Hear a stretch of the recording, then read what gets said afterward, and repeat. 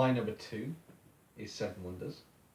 I think it's been on everybody's list. It has. So there's probably no highest need. on yours. Yeah, so there's probably no need for us to go into too much detail about the rules and stuff. If you want to Yeah. find out those, you can go and check out both Alec and Tom's videos because they're both. Oh, is it only in Tom's video then? Alex might have been a I while think ago, there might have and my explanation was just... Well, either way, there's a little bit of rules explanation in those if you want to look at it, and there's also a bit more of the sort of components and things that we talk about in those as well.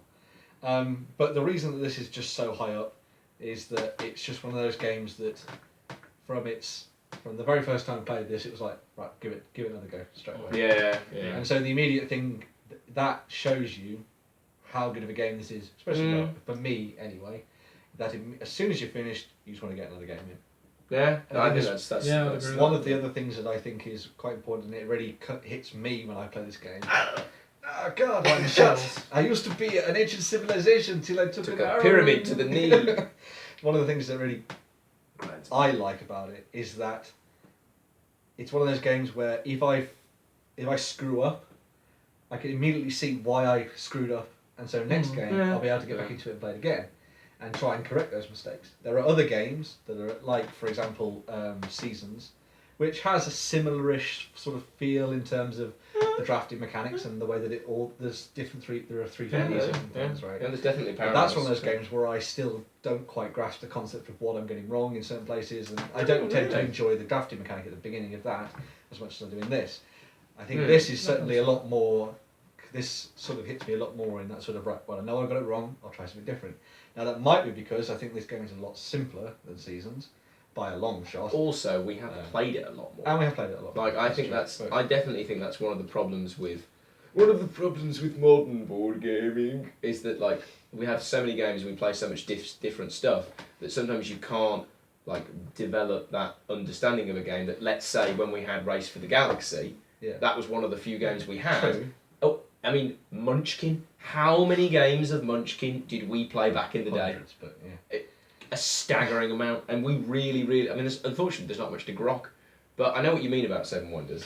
I think, I think conversely to that though, I mean obviously we've played Seven Wonders a lot more than we've played Seasons, but I found the sort of getting a hang of what I'm doing wrong thing came a lot more naturally with Seven Wonders than it did with Seasons. Yeah. Even after say the same amount of games, I think But, I think it's a much more intuitive game. yes. That's interesting. That's probably Yeah, one- see- The path yeah. to victory in this, or the path to doing well, is a lot easier to mark out Do you than I think, think it is in Seasons. as well, Seasons, especially once you bring in the expansion, which I think makes the game a lot better, there are a lot more, like, punishing other player cards True. in Seasons. Like, the only card that's really punishing in Seven Wonders is you lose money. The black Yeah. card. Because even the military, really, you're rewarding yourself, and I'm getting a minor punishment. Yeah. But, like, especially as someone, not that you're learning the game, of course, but, like, when you're beginning to start to enjoy a game, someone battering you in the military in Seven Wonders doesn't really mean that much. No. But someone in Seasons playing down, like, an Arcano Leech, or the what's that? Thieving Fairies. Oh, Thieving Fairies, or, That faced guy, the mask, the weird ghost. that they're the takes all ghost stuff thing, off you. Oins or something. Ghost of Uh, Oin. Ghost of yeah. Oin. Like, there's lots, which I think... It keeps popping up on all of the Which- cards, regardless of how many of them. Which we I take. think is to the game's merit, because it makes it a more complex, interesting, interactive game. And one of the big criticisms of Seven Wonders is that there isn't that interactivity. Well, in saying No. that, actually, I think that's one of the things that's come out a lot more in terms of the expansions that we have played, because they sort of solve a little bit of that problem for me. But whereas a lot of people see there being a massive problem in there being, well, you basically just play with the two people next to you, and that's it. I quite enjoy that. I like, when I play games that involve civ building and things, I like the idea of turtling and sort of build my little place and that kind of You thing. are all like little turtles. So when it comes to this, that sort of feeds into that. And even if I'm playing a warlike civilization, I still feel like it's on my terms and stuff. So, You should with call us Little Turtles after the latest episode of Planet Earth. I haven't seen the latest one, Cities. I haven't seen the cities. I haven't seen it. Dating yet, the but- episode. No. Yeah. Okay. Little Turtles. Well, I need to see the okay, you mentioned the expansions. If this was just the base game, which you didn't play very much of, No. because I basically immediately bought cities Well, yeah. and leaders. Basically. because that's what I played with. if this was without the expansions, would it be as high on your list? Would it be in your top 10? Or do the expansions make it? Like Race, we've talked about previously, Race for the Galaxy, without expansions, that's not going to be. I think if it didn't have leaders and cities, it would probably sit maybe further down the list. But still there? But it'd still be there because I think that the whole element of card drafting is a very nice introduction to it. It's all very intuitive, as you were saying, and it feels like a very good mechanical game. And they've done a lot of work in making it quite, easy to play. But then I think the cards from cities and the cards from leaders. But they come in both sets, don't Blacks and whites. But yeah, so those cards that come in those sets suddenly turn it from a game to a game. Like it feels more of a game and stuff. So okay then, here's a question, because we've established in previous videos that you don't like having to do something in a game. Like, oh Ben, you've got to go there so that he doesn't do that, or oh, how could you do that? That's going to let him do that.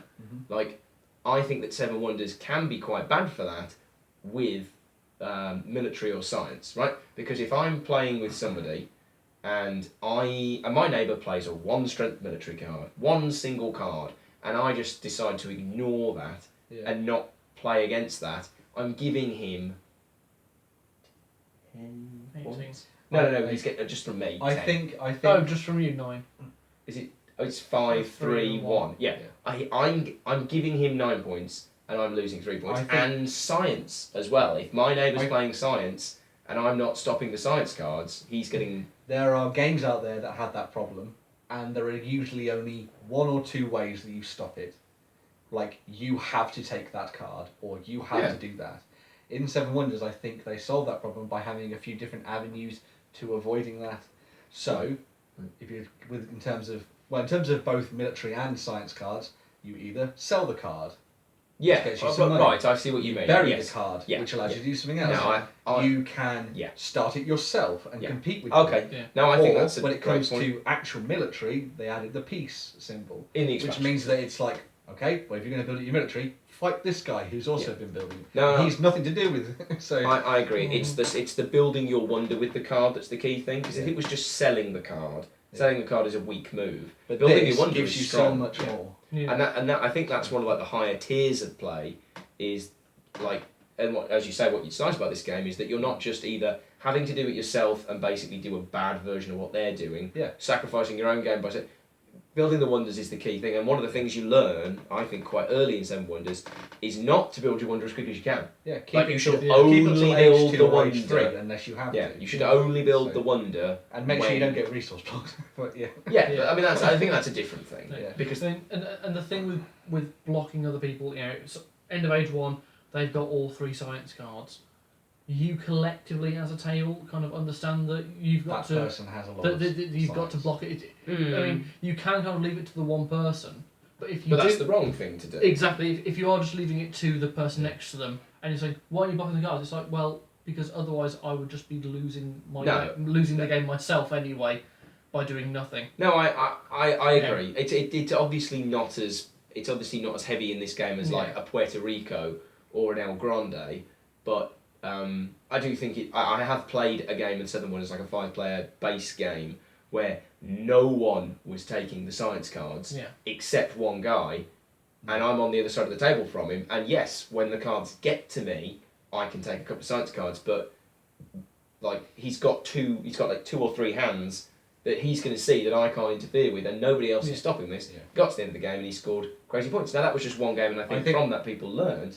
But I think one of the aspects of the game that sort of feeds against that is that because of the way that you'll always probably get a different wonder, and you'll always be dealt, especially the way that we play, and you'll always be dealt probably quite a slightly different. You hand can't of have cards. the same hand of cards. You can never try. You can try and do the same game over and again, black cards, but you're always encouraged to try something different.